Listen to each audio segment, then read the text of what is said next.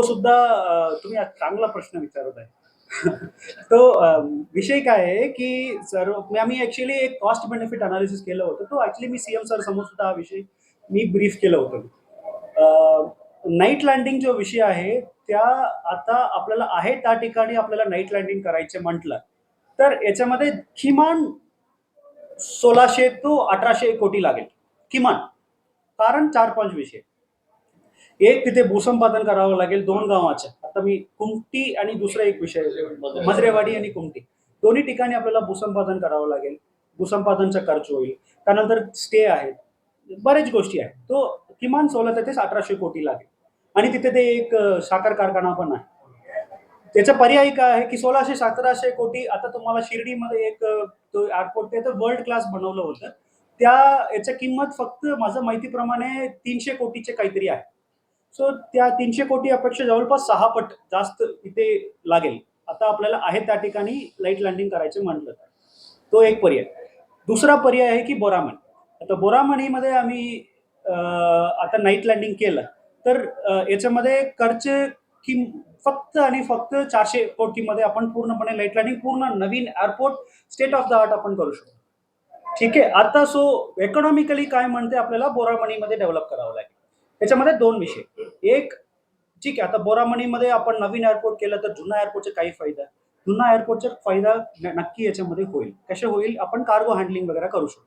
ठीक आहे, असं नाही आहे की आपण हा पूर्ण आता इतकी कोटींनी आपण बनवलं, पूर्ण वेस्ट होऊन जाईल असं नाही. पूर्ण आपण कार्गो हँडलिंगसाठी आपण हे वापर करू शकतो. असं म्हणजे कुठेही वेस्ट होणार नाही. ठीक आहे. पहिला प्रश्नाचं उत्तर. दुसरा प्रश्नाचं उत्तर काय आहे, की ठीक आहे, आता बोरामणीमध्ये इतकी कमी पैशामध्ये आपण करू शकलो असेल, तर ते कशाला करू शकत नाही? तो कारण आहे तिथे ते मरडूक पक्ष. त्याच्यामध्ये काय प्रॉब्लेम आहे, की ज्या 2 विषय परत त्याच्यामध्ये सांगतो.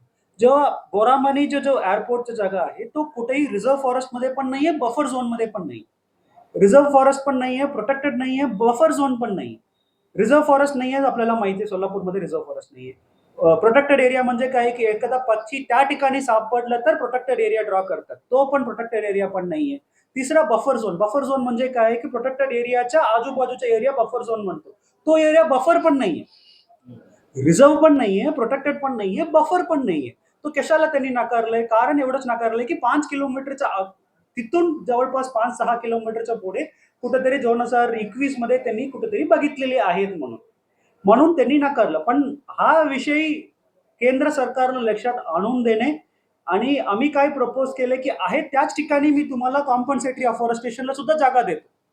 आणि एक सर्वप्रथम प्रोटेक्टेड एरिया नाहीये, बफर नाहीये, हे पण नाहीये, काय म्हणतो आपण रिझर्व्ह फॉरेस्ट पण नाहीये आणि फक्त हे फॉरेस्ट जमीन आहे. मान्य आहे, बरोबर आहे. दुसरा असा आहे, की तिथून जवळपास 6-7 वर्षाच्या अगोदर तिथे कुठेतरी तिथून 5 किलोमीटरच्या पुढे बघितलेली आहे. तो सुद्धा हे नाहीये आणि तिसरा महत्वाचा असा आहे, की एक कोहॅबिटेशन म्हणतो. कोहॅबिटेशन म्हणजे काय आहे, की नवी मुंबई एअरपोर्ट.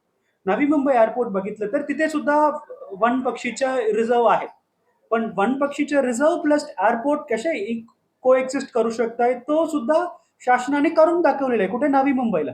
अशा करून आपण इथे एस्टॅब्लिश करायला परवानगी आपल्याला केंद्र सरकारकडून मागवणे.